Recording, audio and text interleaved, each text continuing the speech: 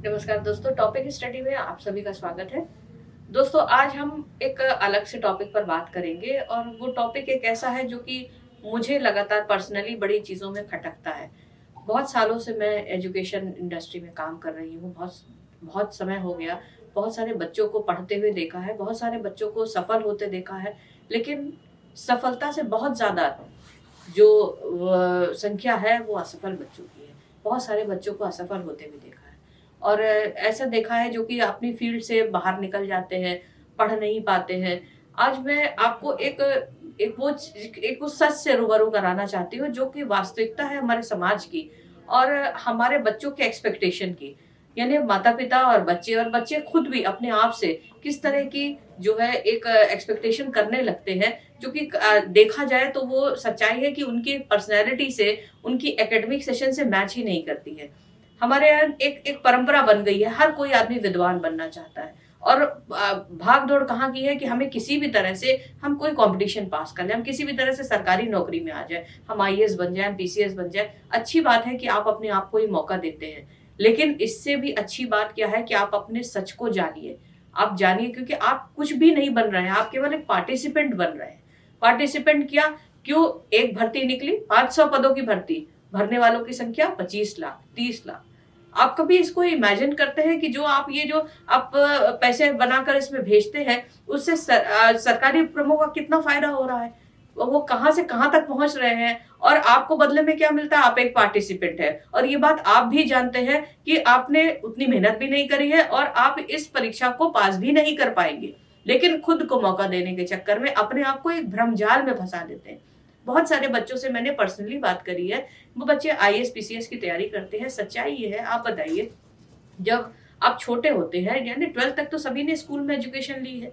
12वीं तक जब आपको इतने अच्छे टीचर्स 6, 7, 8, 10 टीचर्स आपको मिलकर पढ़ाते हैं, साथ में आप ट्यूशन भी पढ़ते हैं, उन सब के बावजूद जब आप 50-60 बच्चों में फर्स्ट नहीं आ पाते हैं, तो आप क्यों अपने आप से इस बात का इस एक झूठ को जीते हैं कि आप जो है वो 25 लाख 50 लाख बच्चों में आपका जो है आप मेरिट में आ जाएँगे और आपको जो है अच्छी नौकरी मिल जाएगी। अच्छी नौकरियाँ बहुत सारी है। आप अपने दिल से इस भ्रम को निकाल दीजिए कि जिन पदों को आप देख रहे हैं, जिन पदों का आपके अंदर अट्रैक्शन है, आप सब डीएम बनना चाहते हैं, आप सब पीसीएस अधिकारी बनना चाहते हैं, अच्छी बात है, खुद को मौका दीजिए। लेकिन इस अंधी दौड़ से अपने आप को अलग कीजिए। बहुत सारे कोर्सेज़ हैं, बहुत सारे रोज़गार है, जिसमें आप अपने आप को ले जा सकते हैं, जिसमें आप अच्छे से एस्टैब्लिश हो सकते हैं। सच्चाई ये है, आप इस बात को समझिए कि एजुकेशन जो है, मैं ये नहीं कहती एजुकेशन हर किसी के लिए नहीं है, लेकिन सच्चाई ये है कि आप पहले खुद को तो परखिए कि आप उस शिक्षा के लायक हैं या नहीं हैं।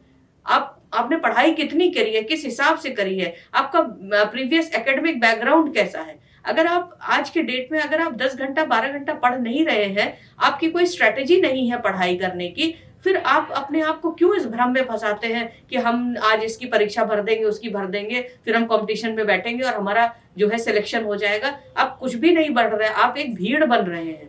अपने आप को अलग कीजिए, अपने चेहरे को पहचानिए। अपने आप को जानना बहुत ज़रूरी है बच्चों। क्योंकि देखो, सबसे पहले चीज़ को समझो कि तुम्हें अपनी ही नाप के कपड़े आते हैं, तुम्हें अपनी ही नाप का जूता आता है, तो तुम जैसे हो वैसे ही सही हो। तुम क्यों कोशिश करते हो कि तुम हमेशा जो है वो समाज में तुमने उन बच्चों को देख लिया कि हाँ फलाना का सिलेक्शन हो गया, इसका सिलेक्शन हो गया, तो इसका मतलब ये नहीं कि आपका सिलेक्शन हो गया। हर बच्चा, आप देखिए, जो कोचिंग सेंटर्स जो पढ़ा रहे हैं, आईएएस, पीसीएस वालों को भी पढ़ा रहे हैं और एसएससी वालों की भी तैयारी करा रहे हैं। आप एक बार उनका सर्वे करके देखिए कि कितने बच्चे डिज़र्व करते हैं कि वो उसकी तैयारी भी करें। आपको आधे से ज़्यादा बच्चे ऐसे मिलेंगे जो डिज़र्व ही नहीं करते हैं कि वो इन कोर्सेज़ की तैयारी भी करें इसमें, क्योंकि उनका प्रीवियस एकेडमिक बैकग्राउंड ही नहीं अच्छा है इसमें। और दूसरी चीज़ ये कि अच्छा नहीं भी है तो आगे उसके लिए वो उतनी जद्दोजहद भी नहीं करते, वो उतनी पढ़ाई भी नहीं करते कि कम से कम, अगर ठीक है बहुत सारे बच्चे हैं जो वंचित हो जाते हैं, उनको नहीं बहुत अच्छा बैकग्राउंड मिलता है, लेकिन हम लोग ने देखा भी है, ऐसे बहुत सारे बच्चे हमको मिले जो बहुत अभाव में रहे लेकिन उसके बावजूद भी बहुत बेहतर रिजल्ट्स लेकर आए, बहुत अच्छी-अच्छी जगहों पे सेलेक्ट हुए, लेकिन उनके पीछे उसका डेडिकेशन भी तो है। तो आपके अंदर ना तो डेडिकेशन है, ना आपको आपके अंदर एकेडमिक समझ है, उसके बावजूद भी आप अपने आप को एक रेलगाड़ी बनाए हैं। क्यों? क्योंकि हमको इस पटरी से निकलना ही है, हमको किसी न किसी कॉम्पिटिशन के लिए जाना है। आप कभी सोचिए तो कि ये जो आप इसमें पार्टिसिपेंट बनते हैं, उससे आप कितने लोगों के फ़ायदे कराते हैं। चाहे कोई भी उपक्रम हो, कहीं पर भी अप्लाई करते हैं, 300-400-500 रुपए का डीडी बनवाते हैं। ऐसी उस संख्या को आप मल्टीप्लाई करके देखिए, कितने लोग, आप जैसे लोग कितने, ये जो फितरत है ये बढ़ती चली जा रही है।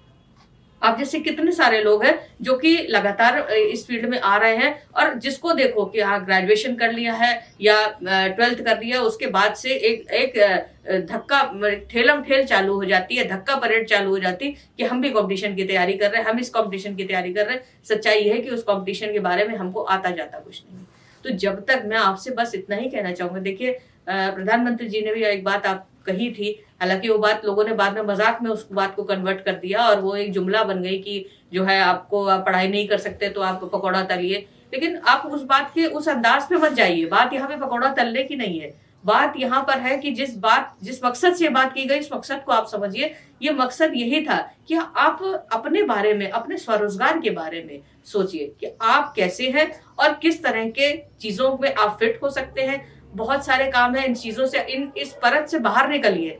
बहुत बड़ी दुनिया है, बहुत सारे रोजगार है जो कि मतलब आप आराम से अचीव कर सकते हैं, पढ़ाई कर सकते हैं उनकी, और अच्छा रोजगार प्राप्त कर सकते हैं। तो अपने आप को इस इन इन जो जो एक भागदौड़ है कि किसी कंपटीशन को पास कर लेने की, उससे अपने आप को अलग करिए।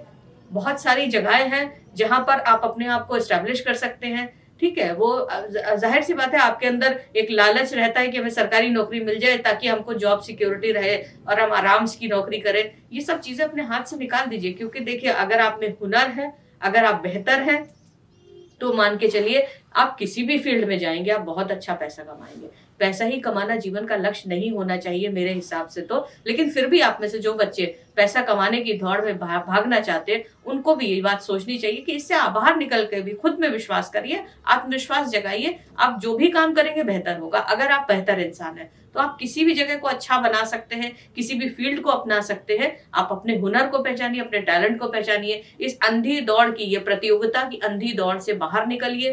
क्यों? क्योंकि आप अगर उसके लायक हैं तभी आप उसमें जाइए। अगर आपने सच्चे मन से तैयारी की है, अगर आप पूरी तरह से डेडिकेटेड हैं, आप प्रीवियस ईयर के क्वेश्चन सॉल्व कर पा रहे हैं, तब तो आप सोचिए कि हाँ इस साल भी आप कुछ कर पाएंगे। अदरवाइज आप अपने आप को इस भीड़ में क्यों शामिल कर रहे हैं? आप केवल जो है लोगों के लिए एक लाभ का साधन बनते चले जा रहे हैं। अपने आप को कमोडिटी बनने से रोकिए। आप स्टूडेंट है, स्टूडेंट रहिए।